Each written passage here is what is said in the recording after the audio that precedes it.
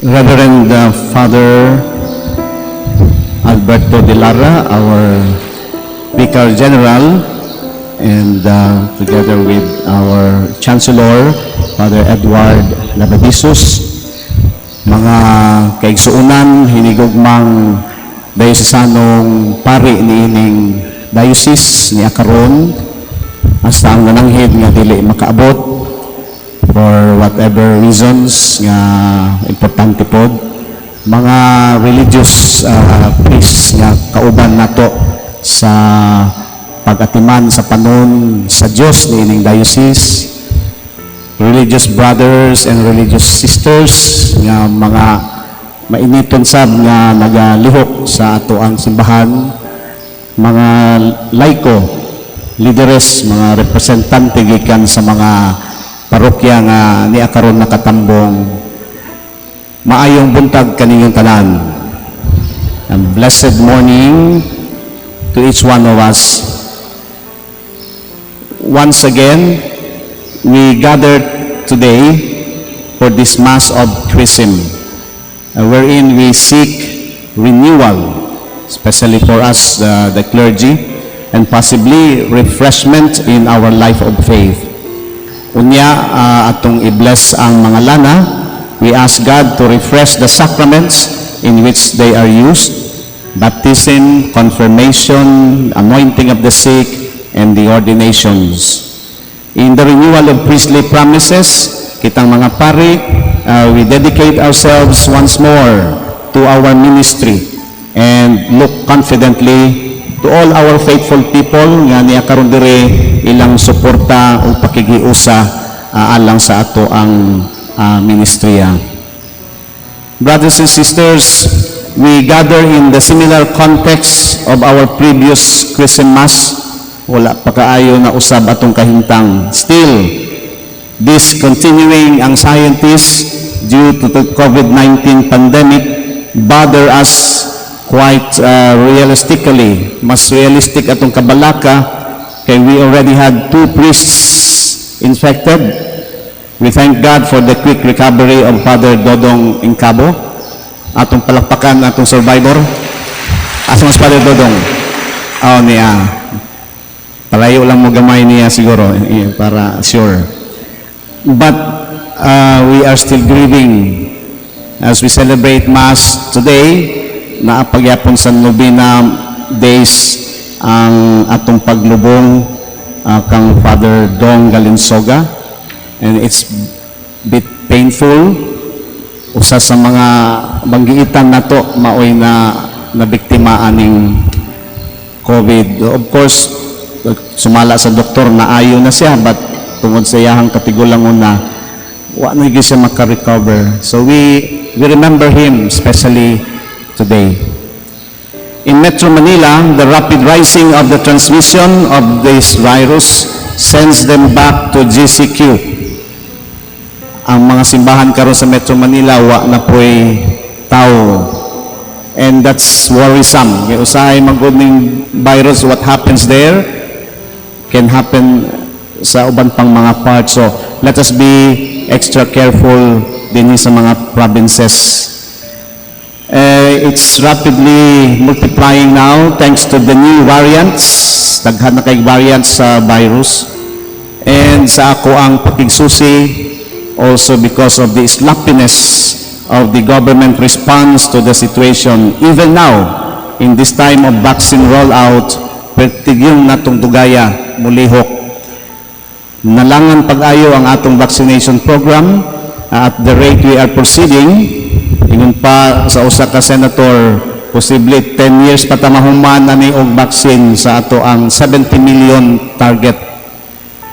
Mas paspas pa kaayo gani ning actual rate kay niabot na mag 8,000 kada adlaw karon nya atong vaccine kada adlaw pilara. Imagine, so mas dali pa siguro ning natural herd immunity kung pasagdan na nato tanan nga magsakit. But that should not be our way. So we pray hard also and support our government agencies nga nagpadayon ini.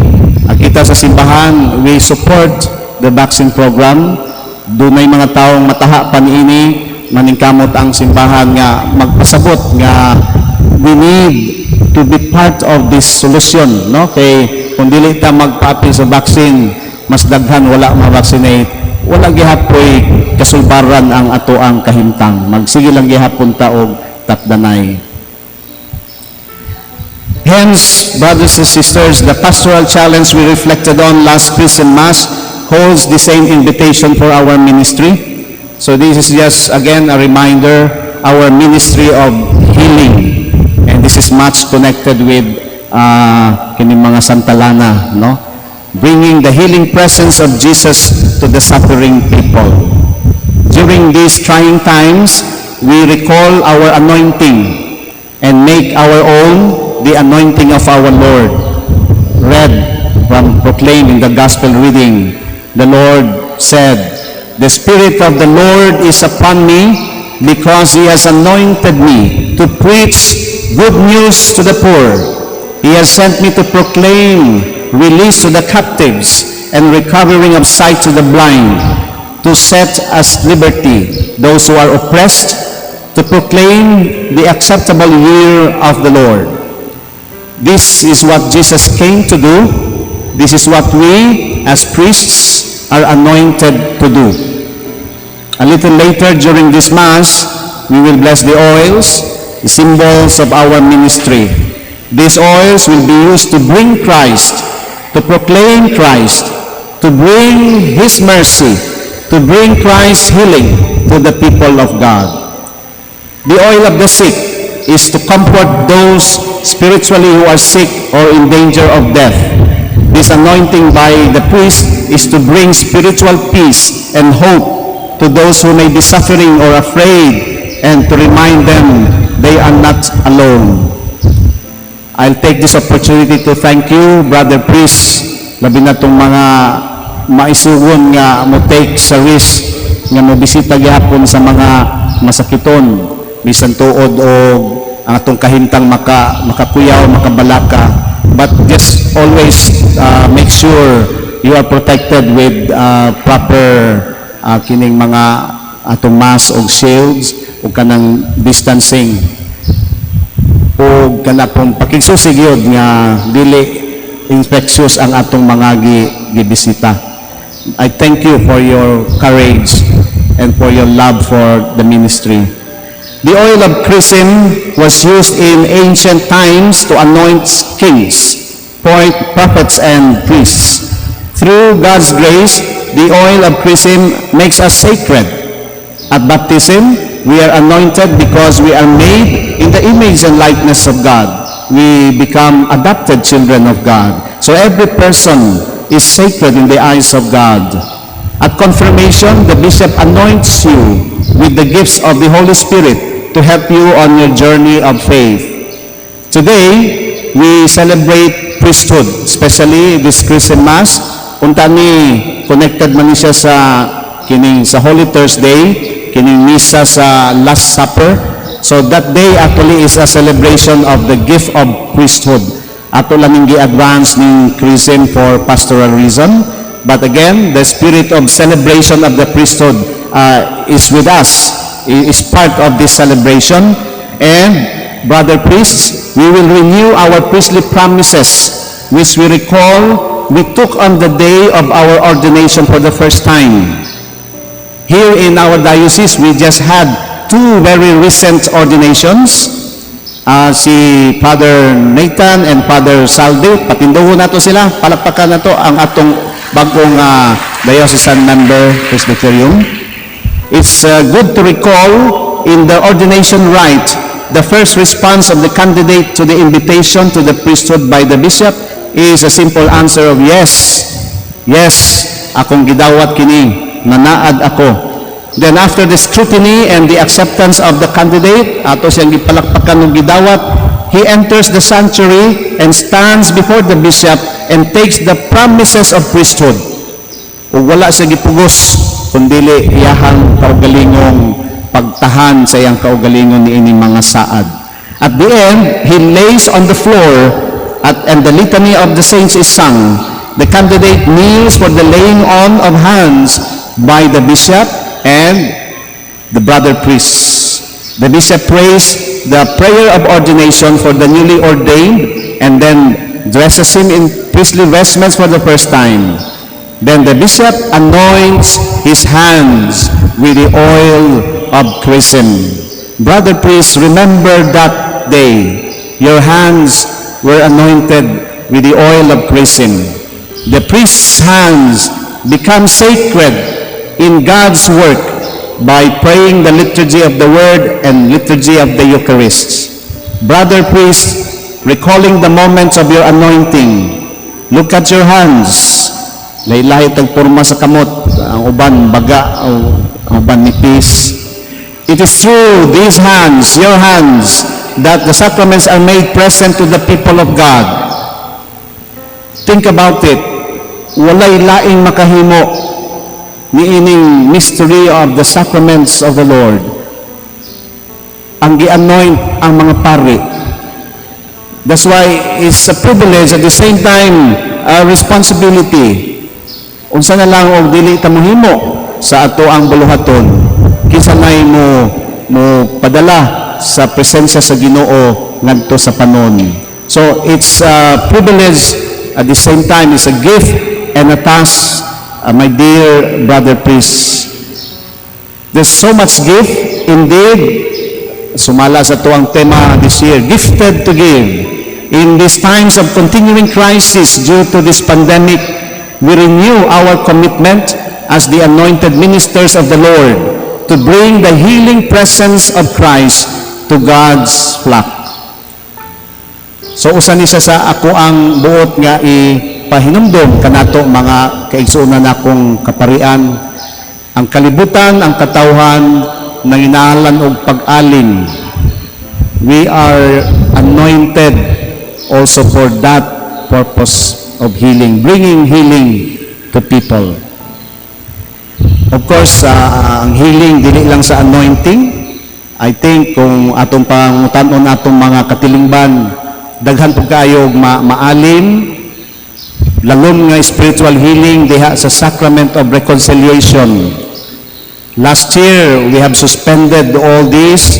Daghan kayong taon mga gusto magkumpisal nga nag-agwanta na lang og kining temporary kining direct confession, but with the promise that whenever it is possible, they have to seek for a priest confessor.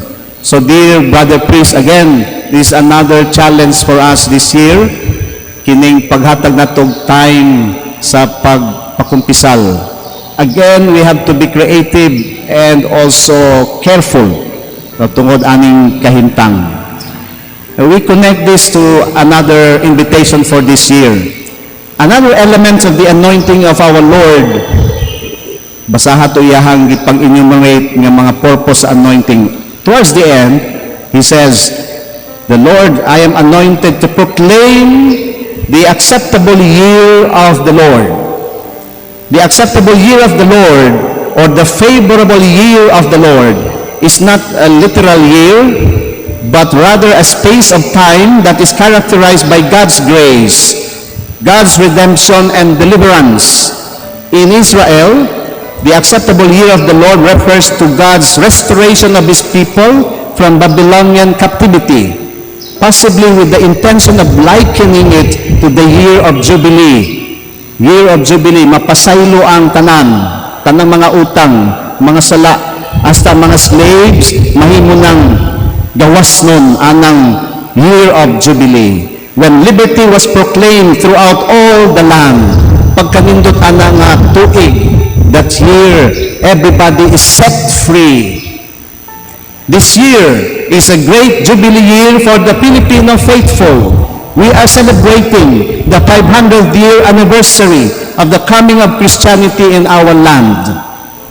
Brothers and sisters, this Easter Sunday, I shall launch the Jubilee year with the opening of the Jubilee door of this cathedral. Muna yung tanawon, gina-plaster na to ang Jubilee door.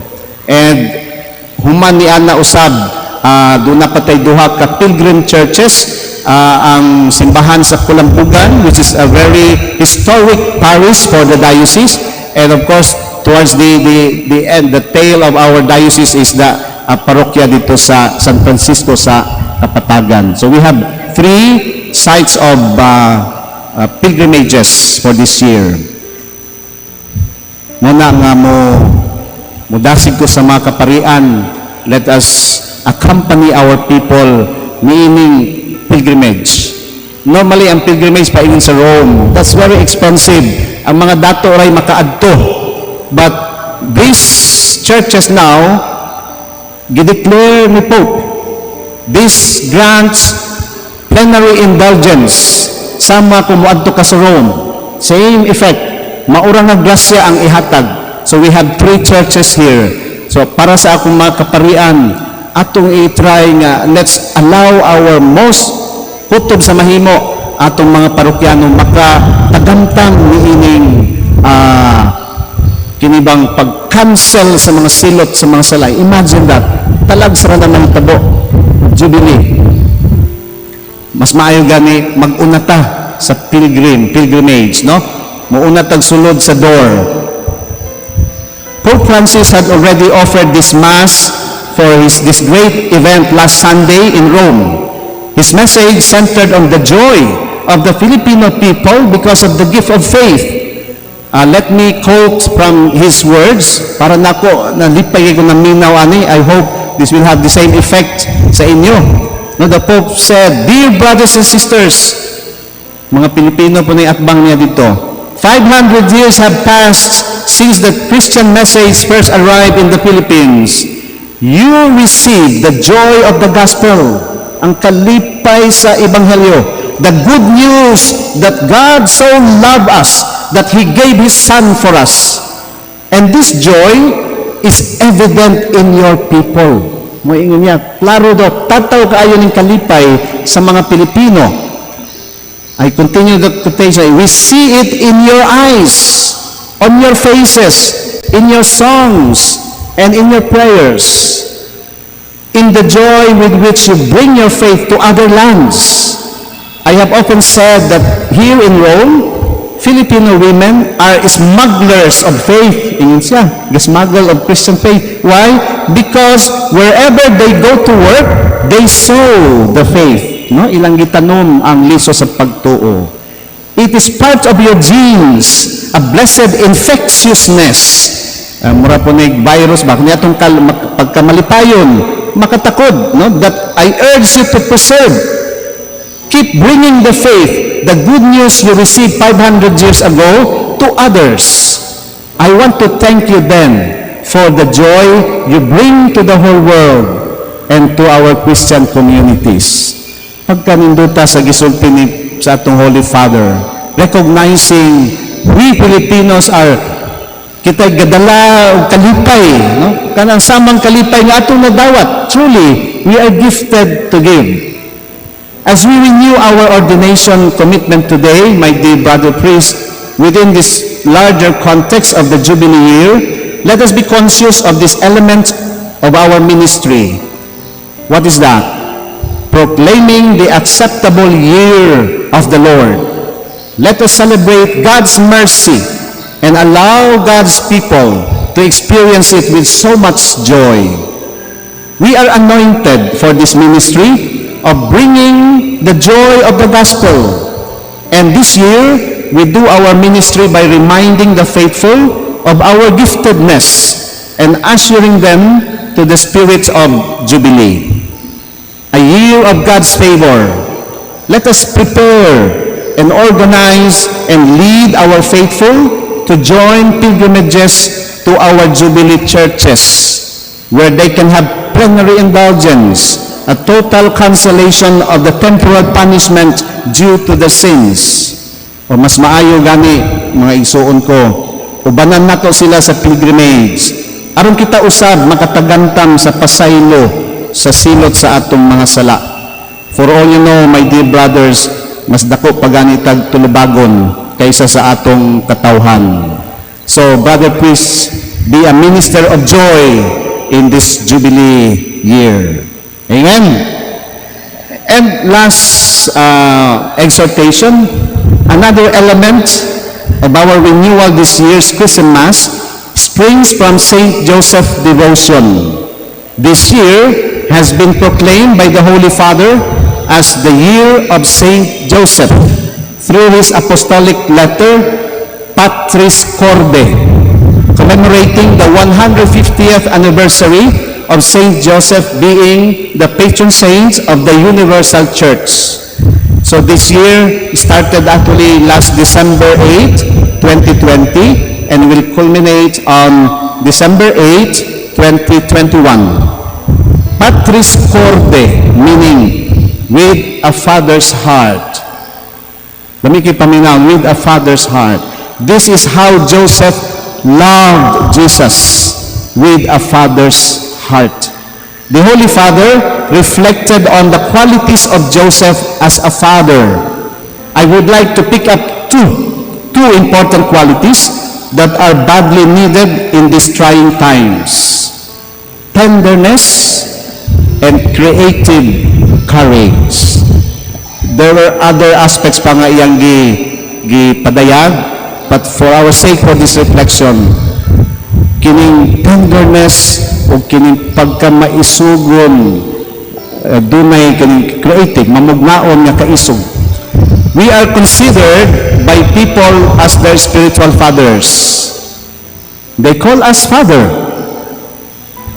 Ako gani, I notice daghang mga atong mga parokyano magtawag nako father, maayong buntag father. Nya ang uban makadungog ilang koreksyonan, dili oy bishop ano na correct. But ako, I really don't bother correcting. Kay pasabot ana, I look like a newly ordained priest, no? Unya ang father is more endearing than the office bishop. So I really don't mind magpadayon og tawag ang mga tao na kog father. I kind of prefer it. My dear brother priest, I pray that like Joseph, we really learn to love God's people with a father's heart, tender and creatively courageous. The tenderness of Joseph. In Joseph, Jesus saw the tender love of God. As a father has compassion for his children, so the Lord has compassion for those who fear him. That's Psalm 103. Kining tenderness is important, especially in the face of our sinfulness, our weaknesses as human beings. The evil one makes us see and condemn our weaknesses, our frailty. The evil one, very harsh, condemn, wa na'y pulos ng tawana, patya. Whereas the Spirit brings it to light with tender love. Tenderness is the best way to touch the frailty within us. This is Pope Francis saying. Pointing fingers and judging others are frequently signs of an inability to accept our own weaknesses, our own frailty. Only tender love will save us from the snares of the accuser. That is why it is so important to encounter God's mercy, especially in the sacrament of reconciliation, where we experience His truth and tenderness. So dear brother priest, let us show tender love to our faithful. Usahay na anad ta nga naata sa authority sa gahom say bugat ang ato ang magawas sa atong mga pulong sakit para sa atong katawhan. Kung pirmi lang ang sayop ang ato ang tagaag pagtagad, di ta malipayon, kita naguol na suko, di po malipayon atong katawhan, mawala to atong joy, no? The joy of the gospel. So importante realizing that we are all frail and weak, we need tenderness. O kita mga pare as spiritual father, kita unta magsugod ni ini sa atong ministry to be tender. O ikaduha katong creative courage of Joseph. Joseph was the man chosen by God to guide the beginnings of the history of redemption. So he was the true miracle by which God saves the child and his mother. God acted by trusting in Joseph's creative courage. Gisaligan sa Ginoo si Joseph o kanang iyahang pagkamamugnaon nga kaisog, no? That's why arriving in Bethlehem, unsa may giabtan ni Joseph dito, walay available nga katulugan. But creative, courageous, padayon pangita og sulbad. So dito sa pasungan, okay. Diri sa pasungan ipakatao atong anak. Faced with imminent danger from Herod, who wanted to kill the child, Joseph was warned once again in a dream to protect the child, and rose in the middle of the night to prepare the flight into Egypt. Unsa kalisod ka na moadto kang Egypt, dala imong pamilya. But Joseph did it. Courage, but creative. A superficial reading of these stories can often give the impression that the world is at the mercy of the strong and mighty. But the good news of the gospel consists in showing that for all the arrogance and violence of worldly powers, God always finds a way to carry out His saving plan.